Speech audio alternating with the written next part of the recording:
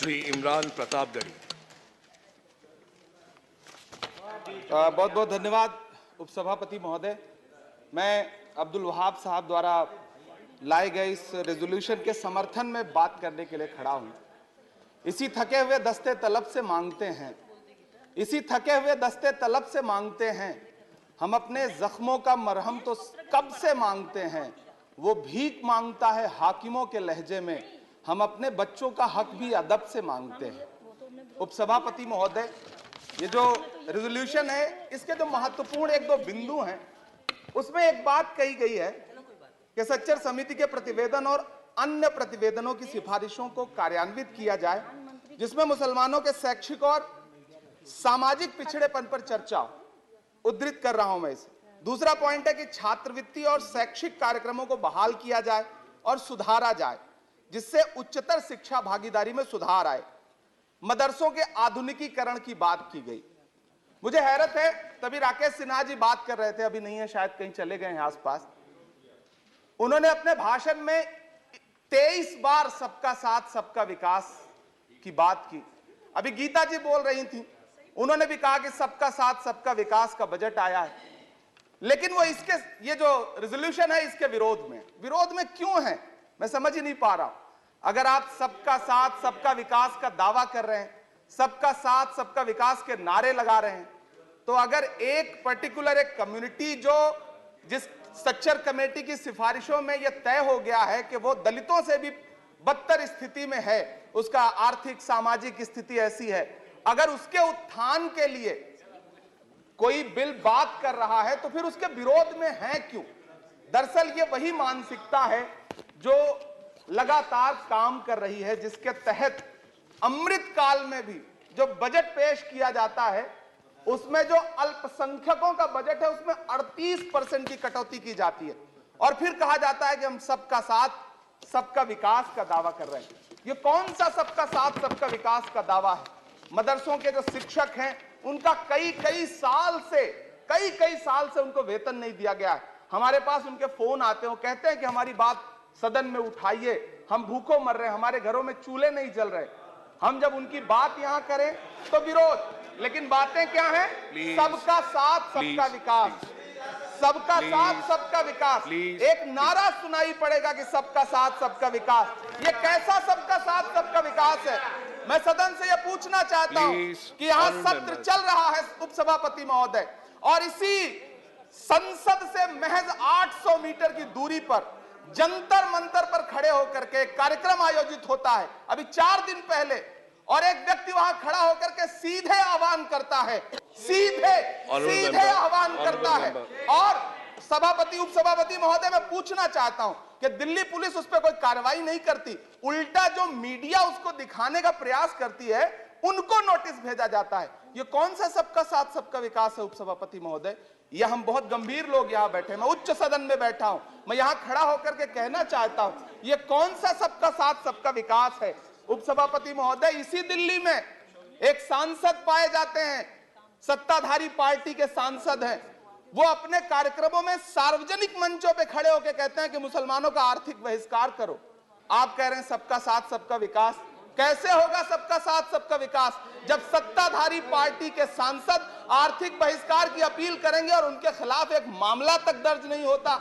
प्रधानमंत्री जी अपने भाषणों में सबका साथ सबका विकास की बात करते हैं, लेकिन अफसोस है कि जब राजनीतिक तौर पर विकास करने की बात आती है तो लोकसभा में एक भी टिकट ये सत्ताधारी दल किसी मुसलमान को नहीं देता, राज्यसभा में एक भी टिकट किसी मुसलमान को नहीं देता, विधानसभा में जो बड़े बड़े प्रदेश हैं उसमें एक भी टिकट मुसलमान को नहीं देता।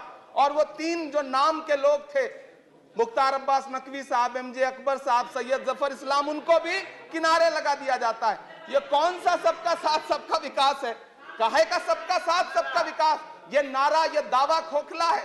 मैंने प्रधानमंत्री जी के भाषण सुने हैं, जब 3 तलाक पर बिल आ रहा था उपसभापति महोदय, तो प्रधानमंत्री जी कहते थे कि मैं अपने मुस्लिम बहनों को हक दिलाना चाहता हूं, उनके न्याय के लिए लड़ रहा हूं, ये बिल मैं उनके लिए ला रहा हूं। आपने भी सुना होगा वो नारा।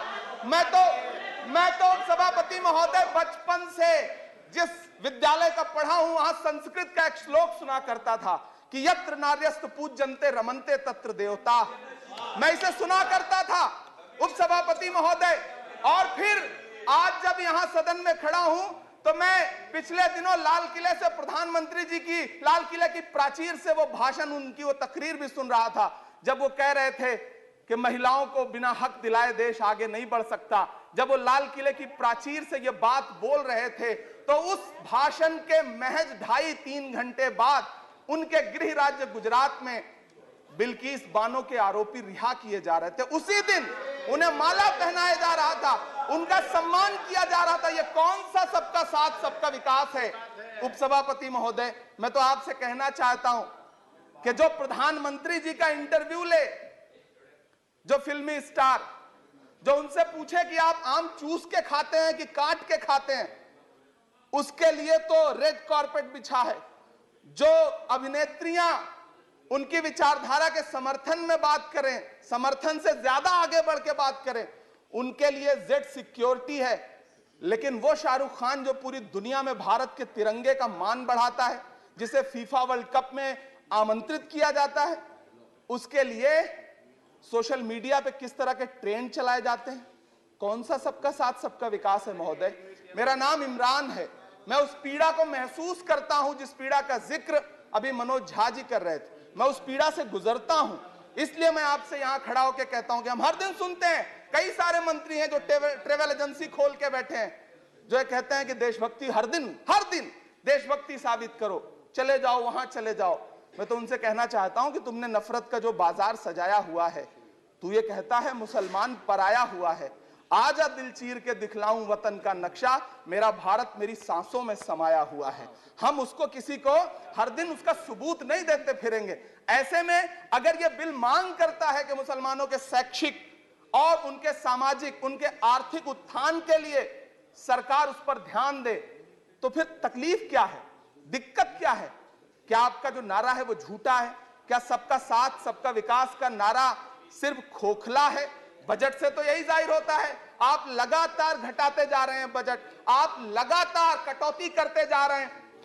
पूरे देश में प्रधानमंत्री जी दावा करते थे सबका साथ सबका विकास के नारे के साथ कि 2022 में हर व्यक्ति के छत पर, घर पर, सर पर छत होगी। यह प्रधानमंत्री जी का उद्धृत किया गया बयान है। लेकिन मैं तो आपसे यह कहना चाहता हूं, आप असम उठा के देख लीजिए, आप मध्य प्रदेश उठा के देख लीजिए, आप उत्तर प्रदेश उठा के देख लीजिए, एक दैत्याकार बुलडोजर है जो चारों तरफ घूम रहा है, और जिनके सरों पर छत है भी, उन छतों को भी छीन लेना चाहता है। लेकिन क्या प्रधानमंत्री जी इसे देखते नहीं है? क्या भारतीय जनता पार्टी सरकार के जिम्मेदार नेता इसे देखते नहीं है कि वो बुलडोजर सिर्फ लोगों का घर नहीं कुचल रहा है, संविधान को कुचल रहा है, लोकतंत्र को कुचल रहा है। गुवाहाटी हाई कोर्ट की वो का स्टेटमेंट सुनिए आप, पटना के एक जज साहब का स्टेटमेंट सुनिए आप, फिर अदालतों का क्या काम रह जाता है?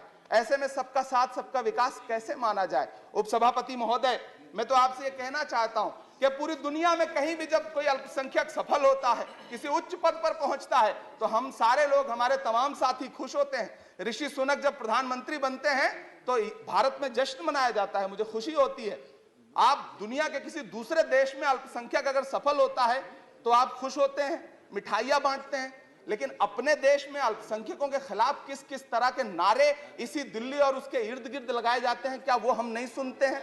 और अगर सुनते हैं, और अगर पाकिस्तान आपके लिए जिंदाबाद होगा, हमारे लिए हिंदुस्तान जिंदाबाद है, भारत जिंदाबाद है। मैं आपसे ये कहना चाहता हूं, आपसे ज्यादा देशभक्त हूं मैं भारत का इमरान हूं, मैं भारत का इमरान हूं। महोदय, मुझे बोलने दें, बाहर भी नहीं बोलने देंगे, यहां भी नहीं बोलने देंगे, ये कौन सी प्रवृत्ति है? उपसभापति महोदय, मैं आपसे ये कहना चाहता हूं, ये जो साझी विरासत, अभी आदरणीय हमारे साथी राकेश सिन्हा जी बात कर रहे थे कि साझी विरासत अल्पसंख्यक बहुसंख्यक में बांटना नहीं है। मैं उनसे कहना चाहता हूं कि आदरणीय जरा सोशल मीडिया पे तो बहुत एक्टिव रहते हैं, रोज चैनलों पर भी बैठते हैं, चैनलों पे होने वाली डिबेट का स्तर देखिए। उसको रोकने के लिए हमारी सरकार रत्ती भर भी कोई कदम उठाना चाहती है? नहीं उठाना चाहती, बढ़ावा देती है।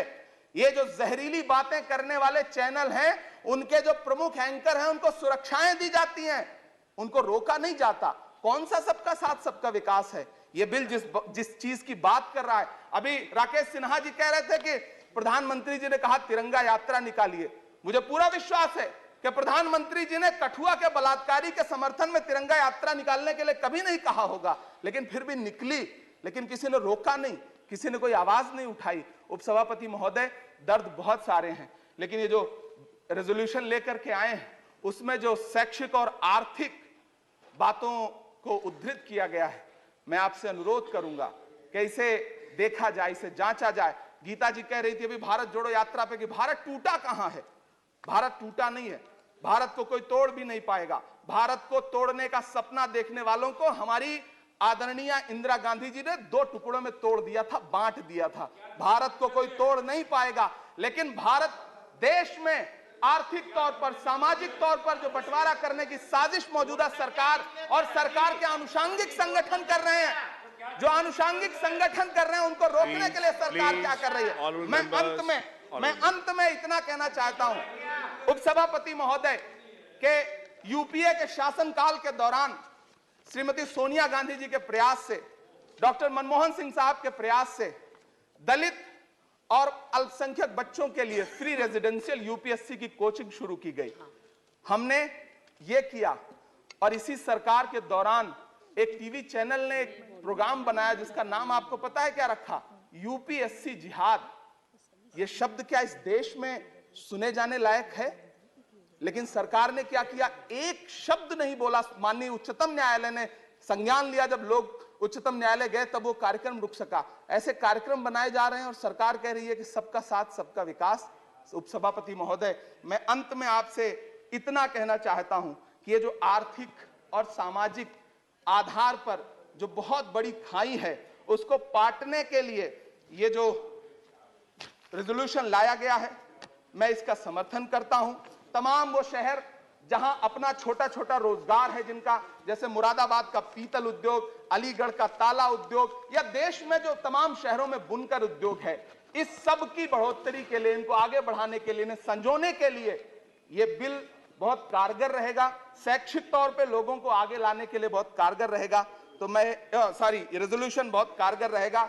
और मैं अपने सत्ता पक्ष के साथियों से कहना चाहता हूं कि रिश्तों की ये नाजुक डोरें तोड़ी थोड़ी जाती हैं, अपनी आंखें दुखती हों तो फोड़ी थोड़ी जाती हैं। हम भी इसी देश का हिस्सा हैं। हम आपसे अनुरोध करते हैं कि इस रेजोल्यूशन को संजीदगी से लिया जाए। मैं इसके समर्थन में अपनी बात रख रहा हूं। धन्यवाद।